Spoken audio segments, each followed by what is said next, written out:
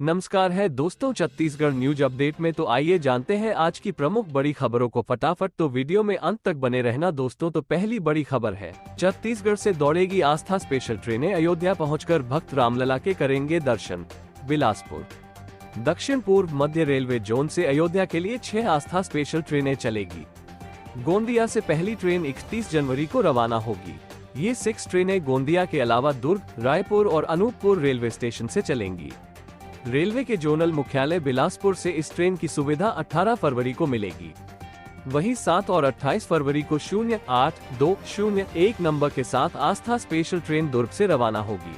बता दें कि आस्था स्पेशल ट्रेन राज्य सरकार चला रही है ताकि भक्त अयोध्या पहुंचकर रामलला के दर्शन कर सके।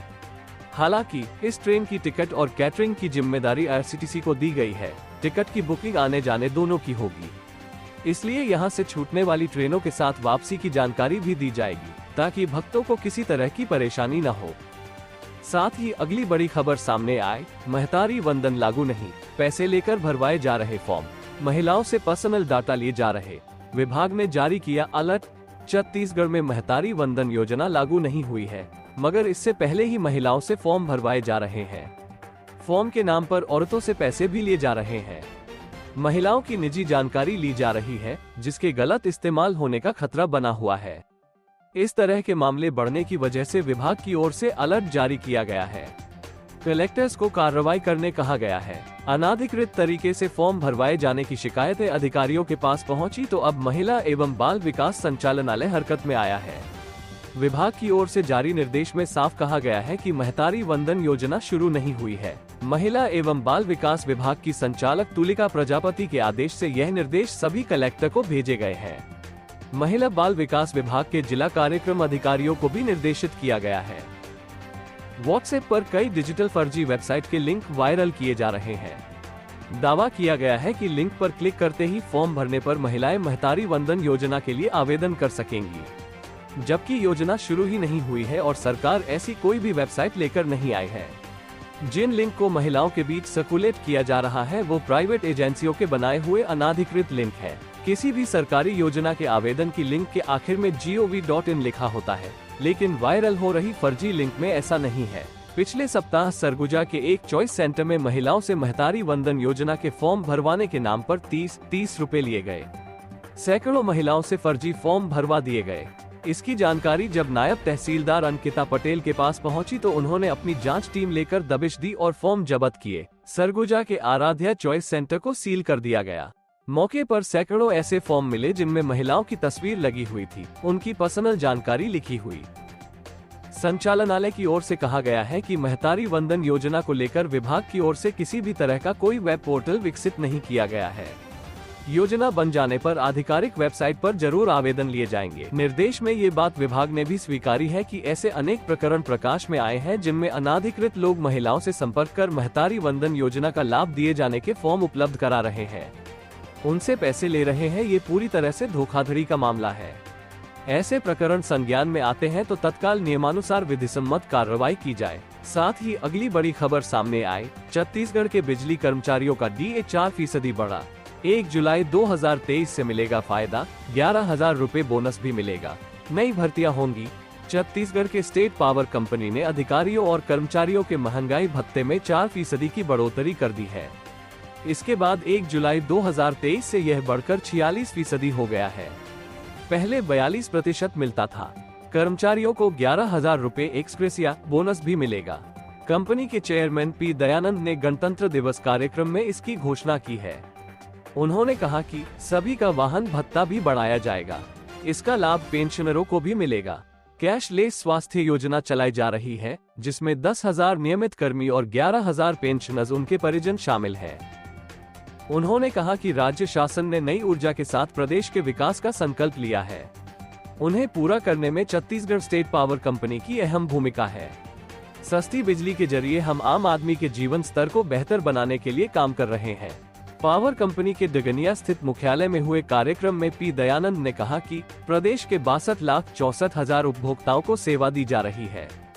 कोरबा पश्चिम में लगभग 13,000 करोड़ के प्रस्तावित 1320 मेगावाट के super critical thermal power project की स्थापना होने वाली है। इसी के साथ ही अगली बड़ी खबर सामने आए। ईडी के एफआईआर पर पूर्व मुख्यमंत्री भूपेश बघेल ने उठाया सवाल, कहा लोकसभा चुनाव के मद्देनजर की जा रही पूरी कार्रवाई।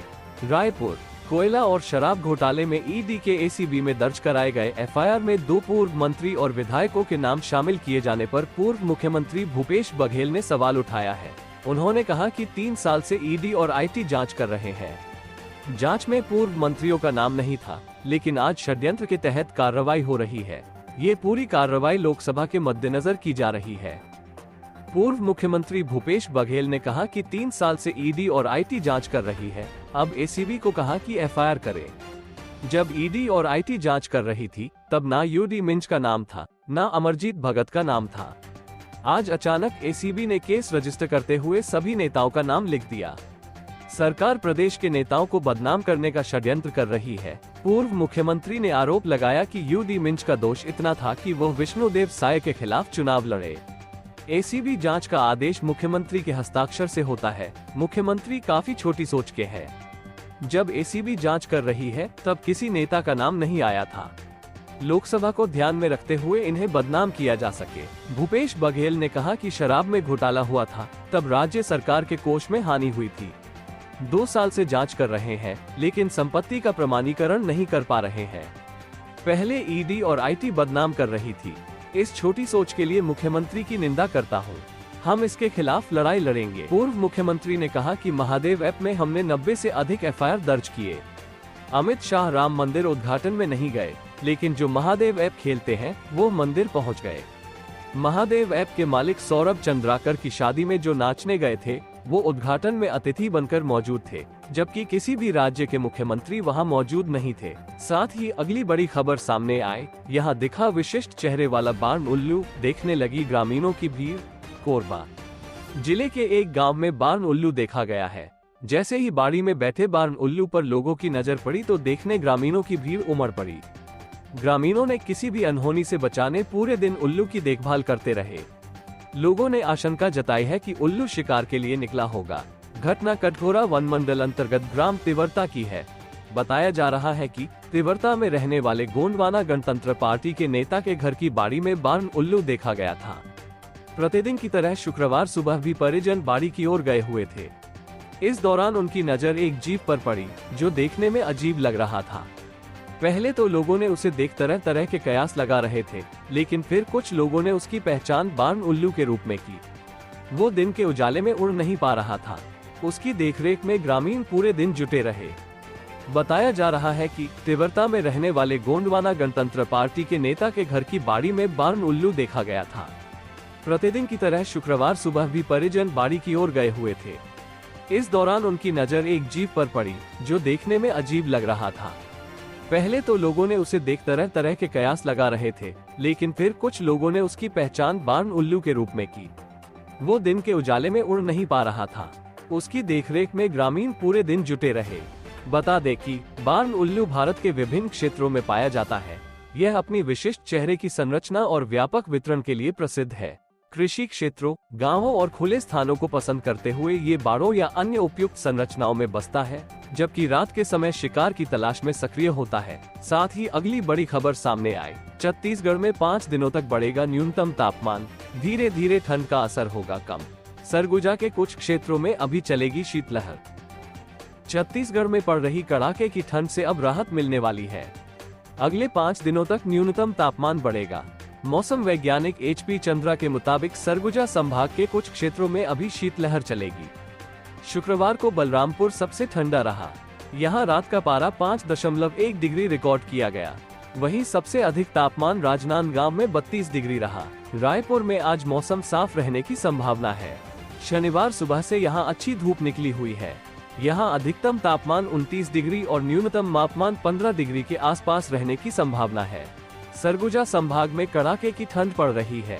सरगुजा में न्यूनतम तापमान 5.4 डिग्री, कोरिया में रात का तापमान 7.2 डिग्री, जशपुर में 6.2 डिग्री टेम्परेचर रिकॉर्ड किया गया। मौसम साफ रहने के कारण शुक्रवार को बिलासपुर में रात का पारा औसत से 5 डिग्री कम रहा। यहाँ न्यूनतम तापमान 9.8 डिग्री रहा। वहीं अधिकतम तापमान 27.4 डिग्री पहुँच गया। दुर्ग में रात का पारा औसत से 3 डिग्री कम रिकॉर्ड किया गया।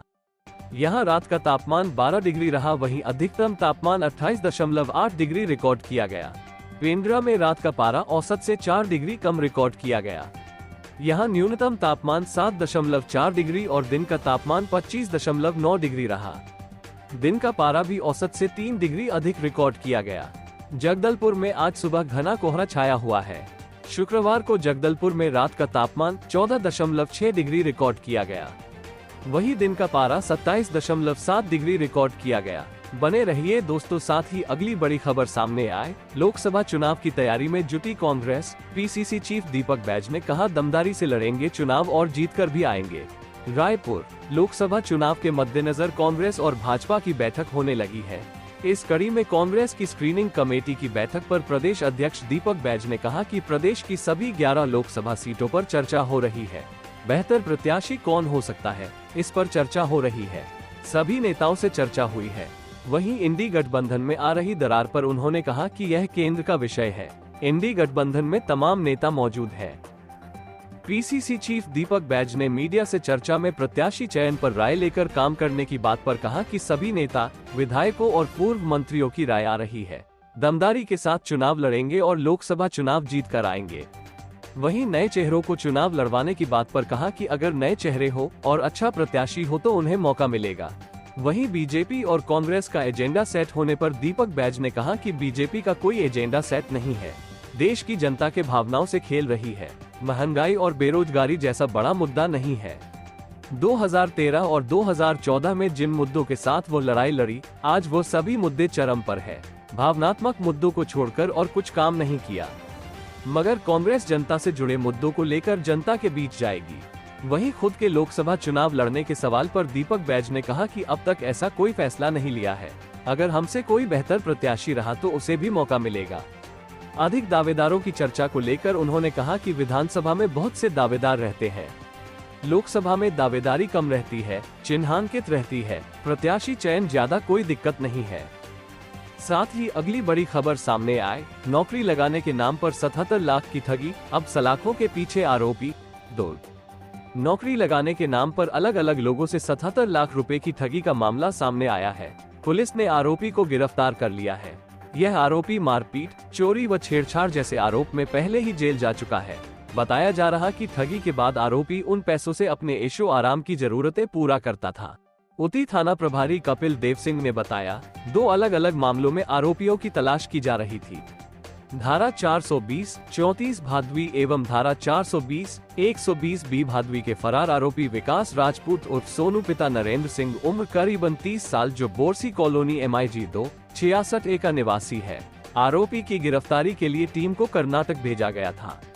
इस बात की भनक आरोपी विकास को लगी और वो से वहां से भागकर दुर्ग में आकर छुप गया था, जिसे पुलिस टीम ACCU ने घेराबंदी कर हिरासत में लिया। पूछताछ में आरोपी ने बताया, अपने ऐशो आराम के लिए लोगों को नौकरी लगाने के नाम पर लाखों की ठगी करता था। आरोपी अपने भाई नवीन सिंह राजपूत के साथ मिलकर लोगों को ठगी का शिकार बनाता था। 3 साल पहले थाना उटी में अपराध पंजीबद्ध होने व भाई नवीन सिंह के गिरफ्तार होने के बाद से विकास सिंह गिरफ्तारी के डर से फरार हो गया था। आरोपी विकास सिंह को विधिवत गिरफ्तार कर न्यायिक रिमांड पर भेजा गया। आरोपी विकास सिंह पूर्व में नाबालिग लड़की के साथ छेड़छाड़ एवं रेत चोरी कर बेचने के आरोप में जेल जा चुका है। साथ ही अगली बड़ी खबर सामने आई। कार्यक्रम देखकर लौट रही नाबालिग से गैंगरेप। जशपुर में 5 हैवानों ने दिया वारदात को अंजाम। जशपुर जिले के बागबहार थाना क्षेत्र के अंतर्गत दुष्कर्म का मामला सामने आया है, जहां एक नाबालिग किशोरी से गैंगरेप जैसे कुकर्म को अंजाम दिया गया है।